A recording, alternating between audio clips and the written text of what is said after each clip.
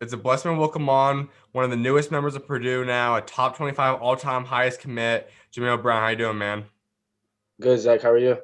Pretty good. Well, man, this has been a long journey. We've done a couple different interviews now, and the ultimate decision came in now. You're going to Purdue. Take us through how you feel right now.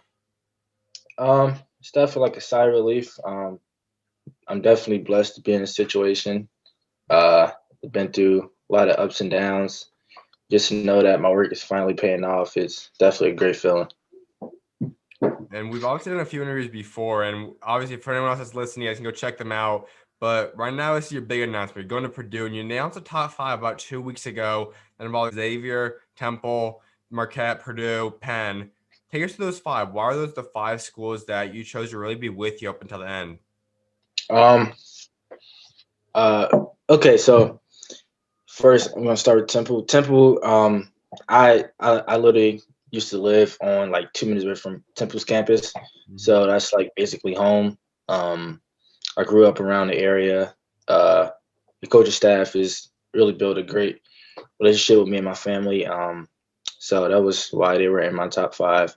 Xavier, they actually saw me play at team final, like team camp or something like that over the summer, and they really liked my game. They prioritized me since they first called me, offered me, and built a relationship. Had a couple Zoom meetings with them as well.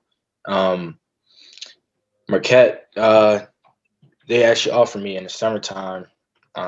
Coach Killings called, reached out a lot, like basically like every day, every other day. Had a FaceTime with Coach Steve, Coach Woj, um, great coaching staff. Really like Marquette as well. And UPenn, I obviously they're an Ivy League school, so an Ivy League is the best of both worlds. Um, and they're my first offer, so I feel like that was definitely had to keep them in my top five. And Purdue is just like I just felt comfortable with Purdue since day one. One of the assistant coaches came to see me work out, as I said before in the last interview before my injury. Um, they've been contacting me throughout my whole injury, showing an interest. They offered me in I think May, um, and I was definitely happy for that. Yeah, it just feel like the trust was there. And obviously, like playing in the Big Ten is always a has always been a dream of mine. Um, Big Ten is probably arguably the best conference in the country. So just to play in the Big Ten and at Purdue is definitely a big blessing. The general fan might look at the rankings or whatnot. That's kind of like judge players might see at 124. But you and I both know, and those that watch, this hasn't always been you. You only dropped because of an injury. You haven't really watched and played for nearly a year. You were a guy that's a part of USA basketball. You're a guy that's a top 50, if not higher type caliber player. And we'll start seeing that now in the next 2 years before you get out there. But for those that don't necessarily know what Jameel Brown brings to the court, kind of take us through your game. Um, well, I'm going to play hard. That's number one. Play hard every single play. Don't take any plays for granted. Actually, learned that when I broke my wrist. Like I just feel like I was well, I wouldn't say I was taking things for granted, but just like you just think that, oh, okay, so I'm gonna have a next game, but I didn't have a next game, so now I just feel like I learned from that, and I'm gonna take every play, play hard, um, 3-point shooting. I can shoot really well, can score. My off ball defense is really good, and just being a great teammate and a great player off the court as well. I know another thing a lot of people talk about you is that you have an extremely high IQ. I think that's also been developed over the past years, being able to watch the game from another perspective. But take us through that and how you've been able to really process the game. You're not necessarily just a pure point guard, you're more of a combo guard. Kind of take us through that point guard mindset when you are bringing the ball up and you kind of run the offense. Um, well, I kind of learned from Tony Carr. Mhm. He's close friend of mine. He's like my big cousin. He went to Penn State. Learned from him. Watched him like forever since I was a kid. He's just so like I learned from him like be patient. Just let the game come to you. And I feel like I like passing a lot because it it allows me to get it opens up for my game as well.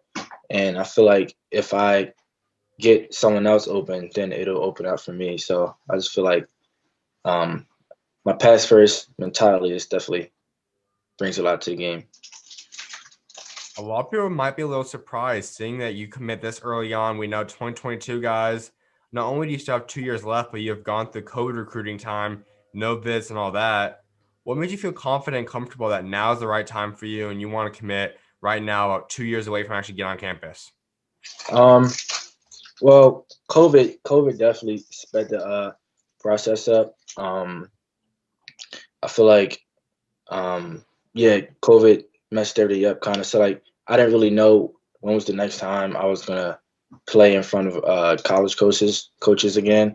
So I just felt like why wait? You know what I mean? Just like send it kind of. When did you really know that Purdue was where you wanted to go? um, this was I think the day after Thanksgiving Day. Mm-hmm. Um, on Friday, I think they were traveling back from a tournament. I called Coach Painter and Coach Shrewsbury. Told them that I was going to commit, and yeah, they were really excited. Excited to have me. Just kind of like can't wait to win. Basically, just can't wait to get me there and win. This is a lot of big news coming in for Purdue fans last week or so. Let's see how Fletcher Loyer going out there now. Take us through your guys' bond. Have you guys talked yet? How excited you are to play with him? Yeah, I've actually been talking to Fletcher a lot recently. I actually played against him in a EYBL circuit in Indiana, 15U. I didn't even know who he was at the time, but now he committed to Purdue and I'm committed to Purdue. So I just feel like the bond is definitely going to get a lot stronger as we go on throughout the years. 2021 is looking real solid for them right now. Caleb and Trey, both top 50 recruits. Now 2022, both you guys are locked in now, but I think there's 4 spots total you guys looking to fill. Who else are you guys targeting? Who else would you like to bring along with you guys? Um, well, I know one for sure, Jalen Washington. I'm trying to get him, big man from I think he's from Gary, Indiana. I Mm-hmm. think he's actually played with him at USC basketball one time. He was on my team. He's a really good player, good big, versatile as well. So I feel like that'll be a really big gift for us as well. And as I mentioned, you have 2 guys in 2021. Most likely they might still be there for the next year. We'll see how this obviously pans out for them.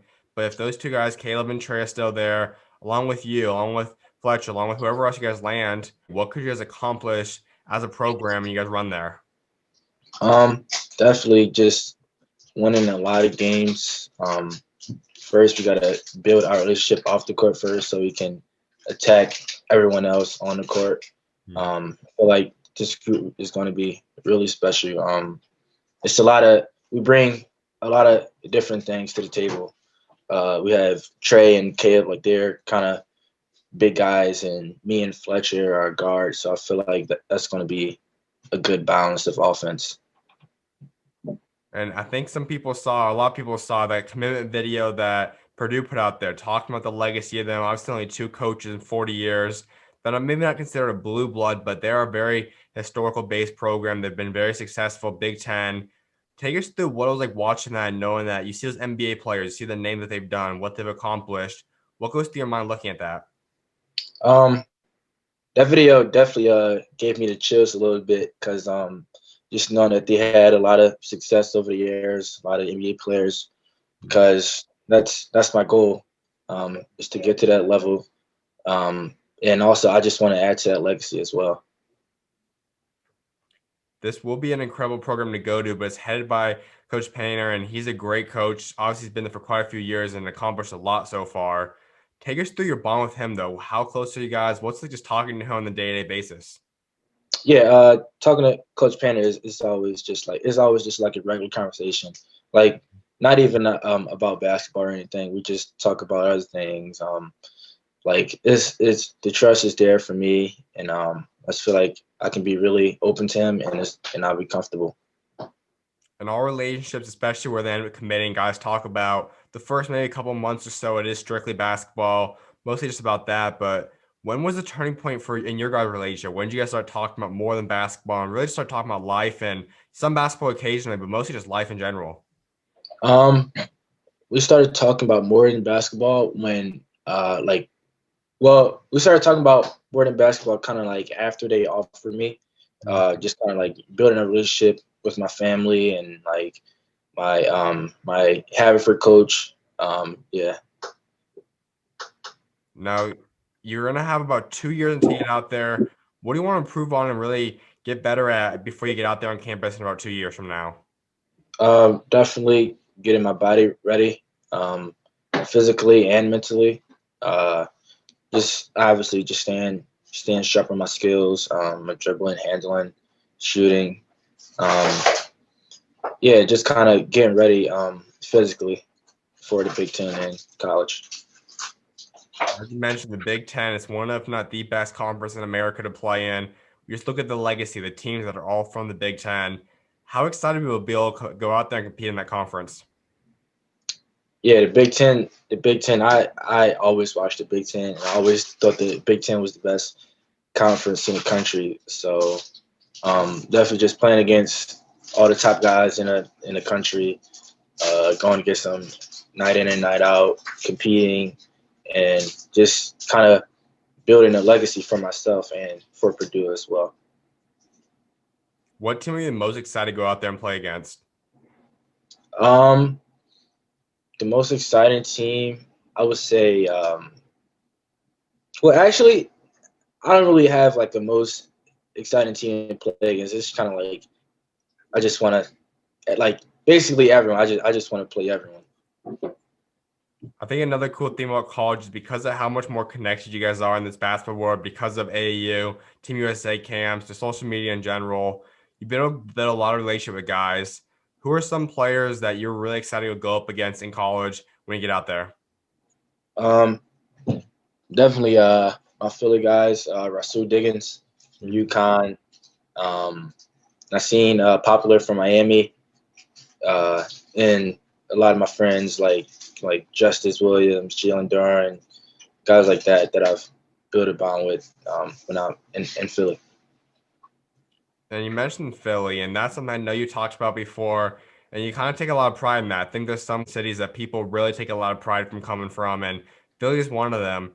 Take us through what it's going to be like representing Philly now in another state, but it's kind of carrying that pride of where you're from.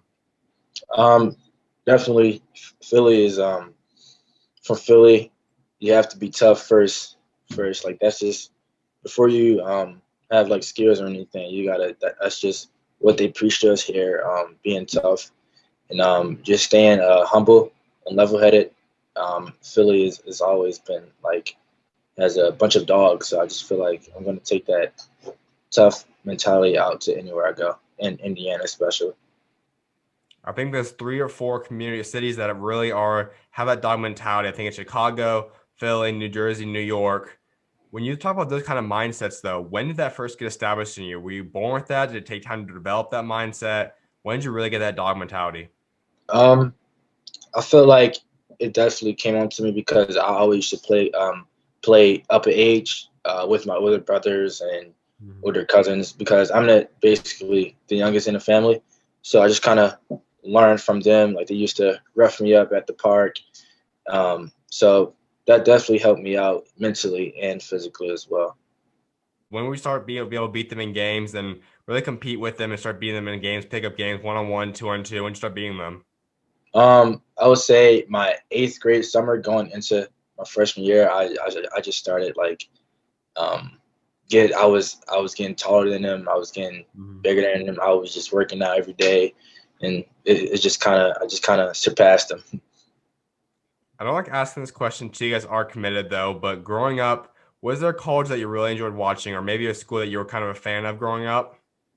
Um, Villanova, Hmm. Villanova was like my dream school. Hmm. I always wanted to go to Villanova. I watched them all the time. Actually, my high school was shared the same road with Villanova. It's like 5 minutes away from each other. So Villanova was my dream school.